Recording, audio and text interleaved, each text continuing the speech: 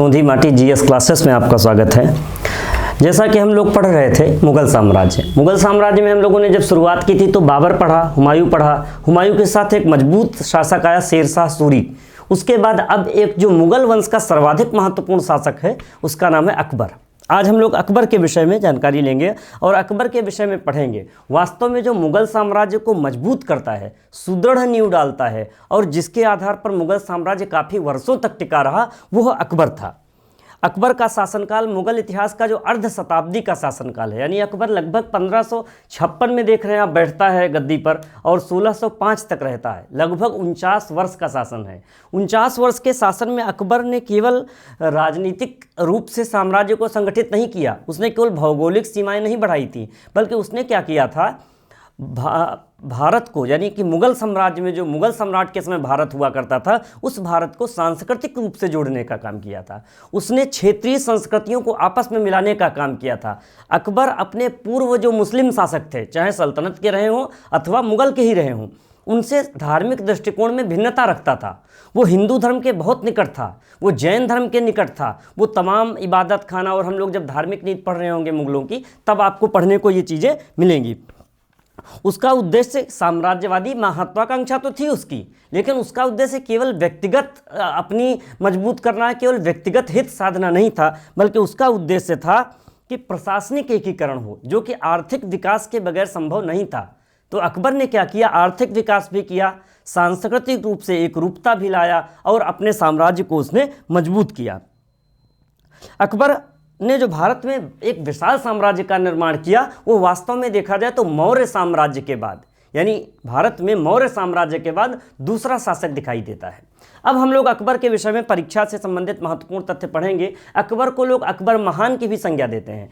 अकबर महान की संज्ञा देने के पीछे या सिकंदर को सिकंदर महान संज्ञा देने के पीछे मुझे लगता है उनके बहुत सारे ऐसे कार्य जिनके कारण वो शासक प्रसिद्ध हुआ, जिसके कारण उस शासक की एक अलग पहचान बन गई, ये कह सकते हैं। जैसे अशोक महान, ये परीक्षा में कई बार इंटरव्यू में, साक्षात्कार में प्रश्न भी पूछा जाता था कि अशोक महान क्यों कहा जाता है, सिकंदर महान क्यों था, या अकबर को महान कहें कि न कहें। तो यहाँ अकबर महान या अशोक महान का मेरा जितना मानना है वो ये है कि कुछ ऐसा कर जाएं जो कि लीक से हट कर हो। और निश्चित रूप से अगर मुग़ल साम्राज्य देखेंगे भारत में, मध्यकालीन भारत, तो अकबर ने वो काम किए थे। जब हम अकबर की धार्मिक नीति पढ़ेंगे, यानी मुग़लों की, उसमें अकबर की धार्मिक नीति पढ़ रहे होंगे, तो आप ये चीज़ें ज़्यादा मजबूती से समझ पाएंगे। अब हम लोग शुरुआत करते हैं। अकबर 1556 से 1605। इसका पूरा नाम था जलालुद्दीन मोहम्मद अकबर। परीक्षा में पूछा जा सकता है, मैंने बताया था, जैसे हुमायूं का भी हम लोगों ने किया था, उसी तरह से जलालुद्दीन मोहम्मद अकबर। इनकी माँ का नाम था हमीदा बानो बेगम, पिता का नाम था हुमायूं और हमीदा बानो बेगम। इनका जन्म जब हुमायूं का निर्वासित काल था। हम लोगों ने पढ़ा था कि हुमायूं का एक समय ऐसा आया जब हुमायूं भारत से, हुमायूं को चौसा के युद्ध के बाद भागना पड़ा। बिलग्राम के युद्ध के बाद 1540 में भाग गया और लौटकर 1555 में आ पाया। उन 15 वर्षों का जो निर्वासित जीवन था हुमायूं का, उसी निर्वासित जीवन में इसका जन्म होता है 1542 में अमरकोट के राजा बीरसाल के वहाँ। अमरकोट के राजा बीरसाल के वहाँ इनका जन्म हुआ। भटकते रहे ये कुछ दिन, इन्होंने इसको अपने एक भाई अस्करी के साथ छोड़ दिया था। अस्करी ने इनको रखा कुछ दिन। बीच में एक बार ऐसा भी समय आया जब हुमायूं की अस्करी से लड़ाई हुई, अस्करी नहीं, कामरान से लड़ाई हुई, तो कंधार के किले पर अकबर को टांग दिया गया। और ये उस समय शायद 5 या 3 वर्ष का बालक था, छोटा सा। ये भी मतलब चुनौतीपूर्ण कितना जीवन शुरुआत होती है व्यक्ति की, मैं आपको ये बताना चाह रहा हूँ। अपने युवराज, यानी कि अपनी कम उम्र में ही जब इसको हुमायूं ने जीत लिया तो गजनी और लाहौर की सूबेदारी इसको दी गई थी। अनुभव इसको हुआ था थोड़ा। इसका राज्याभिषेक, ये उस समय लड़ाई कर रहा था बैरम खां के साथ, दिल्ली के ही आसपास, हरियाणा के आसपास। और उसी समय इसको पता चला कि इसके पिता हुमायूं की मृत्यु हो गई है, दिल्ली में पुस्तकालय से लुढ़कते हुए। वहीं पर कालानौर में राज्याभिषेक इसका इनके द्वारा कर दिया गया, बैरम खां के साथ ही। बैरम खां कौन था? बैरम खां का नाम हम इसलिए ले रहे हैं कि हुमायूं ने बैरम खां पर बहुत विश्वास किया। बैरम खां को हुमायूं ने अकबर का संरक्षक नियुक्त किया था। एक छोटे से बालक का, यानी कि जो 14 वर्ष का बालक या 12 वर्ष का बालक है और जिसके पास सत्ता आ जाए तो उसके संरक्षक का महत्व बहुत बढ़ जाता है। उसे खानखाना की उपाधि दी गई थी बैरम खां को। बैरम खां यद्यपि शिया था, ये लोग सुन्नी थे, लेकिन बैरम खां बहुत उस समय लिबरल माना जाता था अपने समय में, और वीर योद्धा भी था। तो उसने मजबूती से अकबर को सहारा दिया और अकबर के साथ कंधे से कंधा मिलाकर लड़ा और अकबर को युवराज बनाया और अंततः कालानौर में राजाभिषेक किया उसका। इसी के बाद 5 नवंबर 1556 पानीपत का द्वितीय युद्ध लड़ा जाता है। पहला पानीपत का प्रथम युद्ध आपको याद होगा लड़ा था बाबर और इब्राहिम लोदी के बीच, तब मुगल साम्राज्य की नींव पड़ी थी। और एक बार फिर पानीपत के सेकेंड युद्ध से मुगल साम्राज्य स्थापित हो रहा है और इसमें हेमू और अकबर के विरुद्ध युद्ध होता है। हेमू एक सरदार था, रेवाड़ी में निकट बाजार में वो नमक बेचा करता था, ऐसा कि इतिहासकार ने लिखा। हेमू ने दिल्ली पर कब्जा कर लिया और विक्रमादित्य जो उपाधि थी वो ले ली। भारत में माना जाता है 22 विक्रमादित्य हुए, उनमें 14वीं उपाधि हेमू की है। हेमू ने उपाधि ले ली विक्रमादित्य की। अकबर और इनका युद्ध हुआ। हेमू की सेना बहुत मजबूत थी और जीत भी लेता, लेकिन दुर्भाग्यवश हेमू की आंख में तीर लगा और उसको वो हाथी में ही गिर गया। तो महावत उसको लेकर भगा अपने खेमे की तरफ, सोचा कि इसको बचा ले जाए, और सेना में क्या हुई, भगदड़ मच गई और अंततः भगदड़ मची, अकबर ने जीत लिया। हेमू पकड़ा गया, हेमू पकड़ कर लाया गया और बैरम खान ने उसका कत्ल कर दिया, सर काट दिया तलवार से। इस तरह से पानीपत के द्वितीय युद्ध के बाद अकबर साम्राज्य स्थापित करता है और अकबर स्थापित हो जाता है दिल्ली और आगरा में, जहां से कि उनको मुगल साम्राज्य करना था। इसके बाद क्या हुआ, बैरम का प्रभाव बढ़ गया और अकबर बड़ा हो रहा था। जब अकबर बड़ा हो रहा था और बैरम खां का प्रभाव बढ़ रहा था, तो एक दिन अकबर आगरा से दिल्ली पहुंच गया और वहां पर महामनगा, पीर मोहम्मद, इनकी माँ हमीदा बानो बेगम को भी लोग मानते हैं, कई लोग थे, उन्होंने भड़काया बैरम खां के विरुद्ध। इधर अकबर बड़ा हो रहा था, इसकी अपनी महत्वाकांक्षाएं थीं, इसको साम्राज्य संभालना था, बैरम खां के स्वामित्व से निकलना भी था। तो इसने बैरम खां से कहा कि आप साम्राज्य छोड़कर चले जाएं। इसने 3 शर्तें रखी, कहा या तो आप मदीना चले जाइए, अथवा किन्हीं 2 स्टेट की सूबेदारी ले लीजिए, अथवा एक और पद दिया, कहा कि ये ले लीजिए। लेकिन बैरम खां स्वाभिमानी व्यक्ति था, इसने कहा मैं सब कुछ छोड़कर मदीना चला जाऊँगा। और ये बैरम खां किसी किले की तरफ बढ़ा, वहाँ शायद इसका धन रखा हुआ था, और उसी बीच अकबर को लगा कि ये इसका कहा नहीं मान रहा है, और तिलवाड़ा का युद्ध होता है अकबर और बैरम खां के बीच। अकबर की तरफ से जो भी लोग लड़े और अंततः बैरम खां मारा गया। मारा क्या गया, हार गया, और फिर वो चला और बाद में कहीं कबीलाइयों ने किसी तरह से बैरम खां की मृत्यु हो गई। तो बैरम खां का खात्मा तो हो गया 1560 में, लेकिन बैरम खां के खात्मा होते ही उसकी पत्नी का नाम था सलीमा बेगम, उससे अकबर ने शादी कर ली बैरम खां की पत्नी से।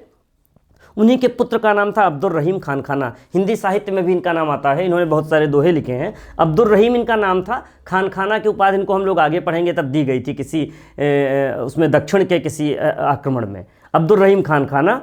फिर 1560 में अकबर पर्दा शासन इसको बोलते हैं।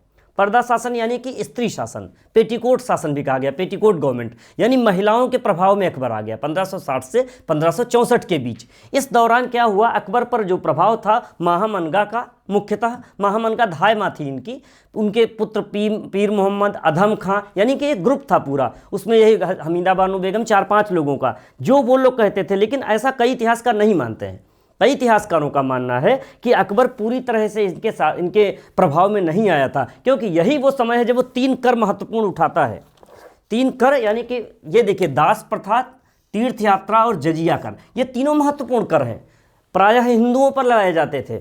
अकबर ने इन 3 करों को इसी दौरान हटाया। यदि इनके पूर्ण प्रभाव में होता तो वो कर नहीं हटा पाता। एक तो उसने दास प्रथा पर से कर हटा दिया, दास प्रथा समाप्त कर दी 1562 से, दासों पर जो कर लगता था। तीर्थ कर हिंदुओं से लिया जाता था, ये उसने समाप्त कर दिया 1562 में। और जजिया कर, जो कि हिंदुओं को संरक्षण के लिए लिया जाता था, कि हिंदुओं को माना जाता था कि जो सुल्तान है, जो मुगल सम्राट है, वो हिंदुओं को सुरक्षित रखे हुए इसके बदले जजिया कर लेगा। उसने जजिया कर भी हटा दिया और पूरी प्रजा को एक समान कर दिया, हिंदू या मुस्लिम। ये एक महत्वपूर्ण काम है, मतलब एक समझ लीजिए लकीर है महत्वपूर्ण, जिसने खींची थी अकबर ने। यही हम लोग कोड याद करते थे, परीक्षा में प्रायः इसका क्रम पूछ लेते हैं कि किस क्रम से हटाया था। तो हमको याद है देता जा करके याद किया था हम लोगों ने, देता जा, यानी दा से दास प्रथा, ता से तीर्थ यात्रा और जा से जजिया। आपको भी याद करना सुगम रहेगा, इसलिए मैंने बता दिया, याद आ गया। फिर इसके बाद अकबर का दृष्टिकोण कहाँ गया। अब अकबर दिल्ली और आगरा में मजबूती से स्थापित हो गया था। उसकी अपनी सेना थी, बैरम खां का प्रभाव मुक्त हो चुका था, पेटीकोट गवर्नमेंट से भी मुक्त हो चुका था। तो उसने सोचा कि अब क्या करना चाहिए, अब साम्राज्य विस्तार की तरफ ध्यान देना चाहिए। साम्राज्य विस्तार, हुमायूं जब शेरशाह से हार गया था, उसके बाद साम्राज्य जगह जगह स्वतंत्र राज्य हो गए थे, बहुत सारे। पूरा राजपूताना स्वतंत्र हो गया था, गुजरात स्वतंत्र हो गया था, बंगाल, बिहार, यानी कि उसको पूरा साम्राज्य संगठित करना था। उस संगठित करने में अकबर ने जो शुरुआत की वो की मालवा से। पहला आक्रमण अकबर का होता है मालवा पर। मालवा का शासक था बाज बहादुर, उसकी सुंदर पत्नी थी रूपमती, जिसका नाम है, तमाम आप पढ़ेंगे तो इस पर कोई मूवी भी बनी हुई है। बाज बहादुर को पराजित किया। रूपमती ने शायद आत्महत्या के लिए क्या किया। इन दोनों की समाधि उज्जैन में बनी हुई है। उनकी समाधि उज्जैन में जो बनी, वहाँ तमाम प्रेमी और प्रेमिकाएं अब भी फूल चढ़ाने जाते हैं कि उनका प्रेम हमेशा शाश्वत अमर रहे। इस वजह से ये मालवा का, आप इतना ही जानिए कि उसने जो साम्राज्य विस्तार की शुरुआत की वो किससे की, मालवा से की। अब एक तरफ से क्रमशः चला जाएगा कि कौन कौन जीतता रहा और कहाँ क्या मुख्य इवेंट थी। वैसे तो इनके सबके ईयर भी आपको परीक्षा के लिए याद होने चाहिए। अगर आप सिंसियर स्टूडेंट हैं तो इनके ईयर भी याद करिएगा किस क्रम में अकबर जीतता चला गया। फिर गोंडवाना पे हमला किया, दूसरा हमला है उसका गोंडवाना पे। गोंडवाना की महारानी थी दुर्गावती, आपने नाम पढ़ा होगा। दुर्गावती का नाम बड़े सम्मान के साथ भारतीय इतिहास में लिया जाता है। जब वीर महिलाओं की बात आती है तो दुर्गावती का भी नाम आता है। गोंडवाना में पराजित हुई दुर्गावती ने कटार मारकर अपनी आत्महत्या कर ली और दुर्गावती की कहानी खत्म हो गई। इसके बाद इसका ध्यान राजस्थान की तरफ गया, क्योंकि बगैर राजपूताना को जीते हुए संभव नहीं था।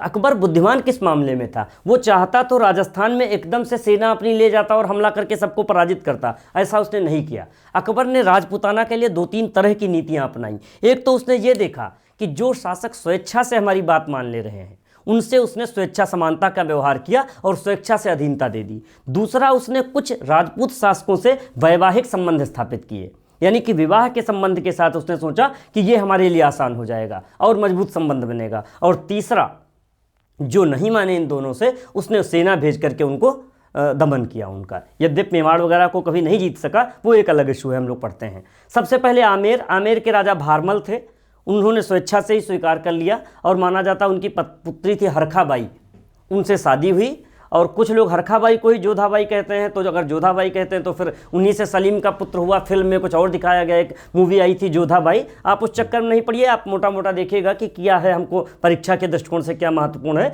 आमेर के बाद उसने मेड़ता जीता।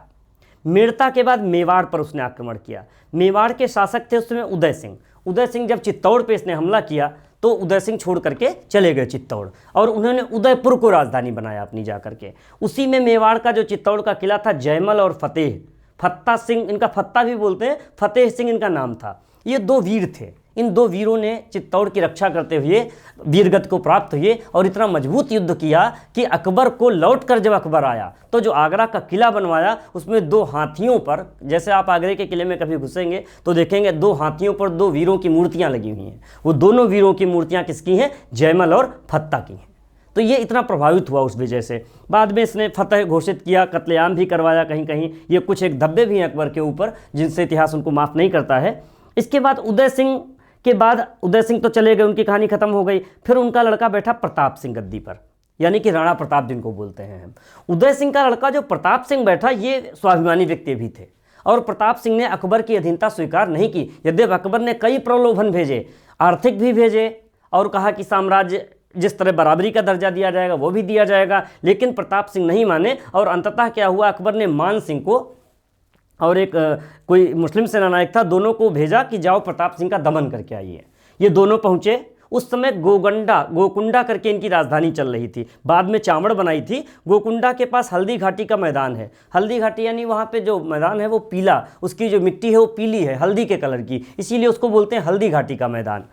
हल्दी घाटी का मैदान 2 दर्रों के बीच है। मैं एक बार होकर आया, आप भी जाएंगे तो बहुत अद्भुत लगता है उस एरिया को घूमते हुए। हल्दी घाटी के युद्ध के वहीं पर चेतक की समाधि भी बनी हुई है। चेतक, आपने बचपन में अगर एक कविता पढ़ी होगी तो महाराणा प्रताप के घोड़े का नाम चेतक था, तो चेतक की वहीं मृत्यु होती है एक नाला पार करते हुए। हल्दी घाटी का युद्ध गर्मियों में लड़ा गया 18 जून 1576 को। 1576 ये महत्वपूर्ण युद्ध था। इस युद्ध से अकबर की श्रेष्ठता तो सिद्ध हो गई, क्योंकि अकबर फाइनली हल्दी घाटी का युद्ध जीतता है। और राणा झाला एक व्यक्ति था, वो महाराणा प्रताप की शक्ल का था, चेहरा मिलता था। तो उसने अनुनय विनय की महाराणा प्रताप से कि आप छोड़ करके चले जाइए, आपका बचना जरूरी है, अपना मुकुट हमें दे दें। तो महाराणा प्रताप मना कर दिए उसको, कहे नहीं मैं नहीं दूंगा आपको। कहा कि भले ही वीरगति को प्राप्त हो जाऊं मैं, क्योंकि एक मजबूत वीर व्यक्ति था राणा प्रताप सिंह, इसीलिए पूजे जाते हैं वीरों की श्रेणी में वो। उन्होंने कहा नहीं दूंगा, लेकिन फिर अन्य सेनानायकों के कहने पर महाराणा प्रताप बात माने और चेतक के साथ वो पीछे लौट गए। चेतक उसी जगह पे कोई नाला पार करते समय शायद उसकी डेथ, थोड़ा सा और आगे दौड़ के उसकी डेथ हुई, वहीं पर उसकी समाधि बनी हुई है, जो उनका घोड़ा था प्रिय। बाद में राणा झाला मारे गए। हल्दी घाटी के युद्ध के बाद वो जहाँ चले गए चावड़, आजीवन अकबर की अधीनता नहीं स्वीकार की उन्होंने, और अकबर कभी उनसे अधीनता स्वीकार भी नहीं करवा पाया और अपनी राजधानी से ही राज्य करते रहे। जब अकबर इधर व्यस्त हो गया पूरब की तरफ और पश्चिमोत्तर सीमा प्रांत पे, तब जाकर के उन्होंने फिर से अपना काफ़ी एरिया कब्जा कर लिया। उसी समय एक भामाशाह है, दानी माने जाते हैं, उन्होंने दान दिया, तो फिर से महाराणा प्रताप ने अपनी सेना तैयार की। एक मेवाड़ मुकुट है श्याम नारायण पांडे जी का लिखा हुआ। श्री श्याम नारायण पांडे एक साहित्यकार हैं, उनका पढ़िएगा मेवाड़ मुकुट, तो आपको महाराणा प्रताप की वीरता के विषय में उन्होंने बहुत अच्छा लिखा है उसको। फिर इसके बाद रणथंभौर जीता, रणथंभौर के बाद कालिंजर जीता और अंततः मारवाड़ ने अधीनता स्वीकार कर ली। इस प्रकार से राजपूताना पर अकबर का प्रभाव स्थापित हो गया राजस्थान में। इसके बाद राजस्थान के बाद जब राजस्थान क्लियर हो गया तो गुजरात जाना सरल हो गया। तो फिर अकबर का दिमाग कहा जाता है कि अब गुजरात जीतना चाहिए। गुजरात एक तो आर्थिक दृष्टि से बहुत इंपॉर्टेंट था। उस समय सन मुजफ्फर खां या मुजफ्फर शाह कोई शासक था वहाँ का, गुजरात जीत करके लौटा। एक बार ये गुजरात का आक्रमण किया, जीत के लौटा और लौटते ही फिर से वहाँ हमला हो गया। तो इसने फिर 9 दिन के अंदर शायद पुनः गुजरात पर आक्रमण कर दिया। दिल्ली या आगरा से 9 दिन में गुजरात पहुंचना उस समय संभव ही नहीं था, इतनी तेज घोड़े दौड़े होंगे, कल्पना करना मुश्किल है। इसीलिए इसको माना जाता है संसार का सर्वाधिक द्रुतगामी आक्रमण, यानी सबसे तेज आक्रमण संसार का जो था वो अकबर का गुजरात पे हुआ था। इसी दौरान गुजरात में अकबर ने समुद्र दर्शन किया, पहली बार पुर्तगालियों से मिला, और जब लौट कर आया तो गुजरात विजय के उपलक्ष्य में उसने बुलंद दरवाजे का निर्माण कराया। बुलंद दरवाजे के विषय में जब हम लोग स्थापत्य पढ़ेंगे मुगलों का, उस समय पढ़ रहे होंगे कि बुलंद दरवाजे की खासियत क्या है, उसको किसने बनाया और कितने मीटर ऊंचा है, क्योंकि परीक्षा में आपसे पूछा जा सकता है। फिर गुजरात के बाद उसने बिहार और बंगाल जीता। बिहार और बंगाल जीतने के बाद उसने काबुल जीता। काबुल में मिर्जा करके इसके एक कजिन थे, सौतेले भाई या चचेरे भाई राज्य कर रहे थे, वो विद्रोह भी कर रहे थे। उनका विद्रोह दबाया और अपनी जो बहन थी इनका नाम था बख्तुन्निसा बेगम, बख्तुन्निसा बेगम को वहाँ का सूबेदार नियुक्त किया। बाद में काबुल को मान सिंह का भी एक बार नियुक्त किया जाता है सूबेदार। और पहली बार ऐसा होता है कि मुगल सम्राट यानी मुगल साम्राज्य में किसी हिंदू को यानी मान सिंह को काबुल की सूबेदारी दी गई। फिर उसने कश्मीर जीता, उड़ीसा जीता, बलूचिस्तान जीता। बलूचिस्तान जीतने के साथ ही इसको कंधार मिल गया। कुछ ऐसी स्थितियां थी, कंधार हालांकि कभी आता था कभी उधर चला जाता था, यानी फारस के शाहों के पास कंधार पेंडुलम की तरह झूलता रहता था ये कंधार का किला।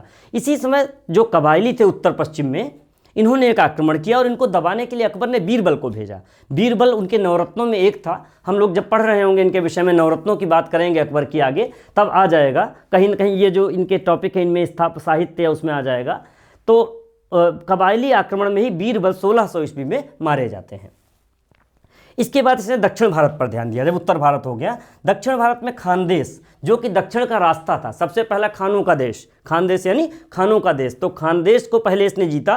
खानदेश को इसने जीत लिया और खानदेश का राजा तो इसकी तरफ से युद्ध करता हुआ किसी युद्ध में मारा भी गया। फिर उसके लड़के ने विद्रोह कर दिया, और असीरगढ़ के किले में छुप गया जाकर। और असीरगढ़ का किला बहुत मजबूत था, मतलब इतना मजबूत था कि उसको तोड़ पाना संभव नहीं था किसी सम्राट द्वारा, किसी शासक द्वारा, राजा द्वारा। तो इसने लालच दिया लोगों को, प्रलोभन से। लिखा ना, असीरगढ़ का किला सोने की कुंजियों से खोला, तो सोने की चाबी नहीं रही, सोने की कुंजियां मतलब लालच दे करके उसने उस किले को खोला और अंततः खानदेश पर अधिकार कर लिया। खानदेश के बाद अहमदनगर जीता। अहमदनगर के साथ ही दौलताबाद वगैरह इसने जीत लिया, यद्यपि दक्षिण में पूरी तरह से इसका आधिपत्य नहीं स्थापित हो पाया।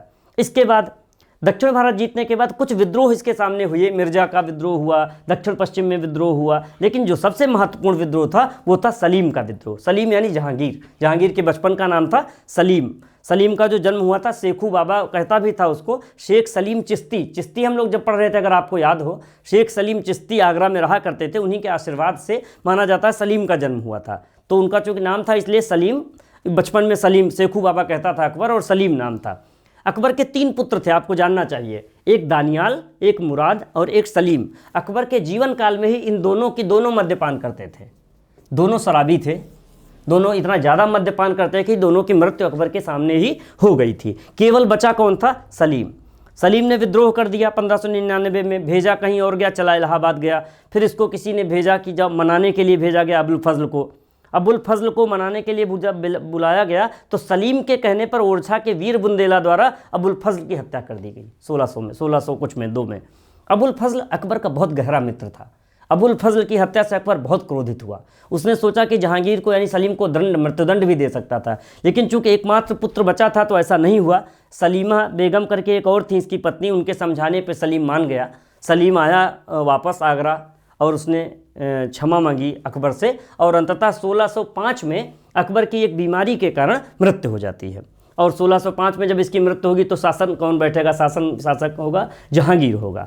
ये अकबर के विषय में मैंने तेज़ी से आपको बहुत सारी चीज़ें बताई हैं, और मान करके चलिए अकबर के विषय में जितनी जानकारी, इसी में से परीक्षा में प्रश्न भी पूछे जाते हैं। अब जब आप पढ़ेंगे धार्मिक नीति, सैनिक व्यवस्था, लगान व्यवस्था, तो अकबर की दहसाला सिस्टम आएगी, या महजर आएगा, या दीन इलाही धर्म वो जारी करता है, ये धार्मिक नीति में आएगा। तो अब हम लोग जब अलग अलग टॉपिक करेंगे जो लास्ट में लिखे हैं, इसमें आपको अकबर, जहांगीर सबके विषय में पढ़ने को मिलेगा। नवरत्नों की भी चर्चा हम लोग तभी करेंगे अकबर की। इसके बाद अगला टॉपिक हमारा जो आएगा वो होगा अगली नेक्स्ट डे जहांगीर। तब तक के लिए आप वर्क करते रहिए अच्छे से। अब की बहुत दिन बाद मैं भी वीडियो दे पाया, अब कोशिश रहेगी थोड़ा जल्दी जल्दी आपको मिले।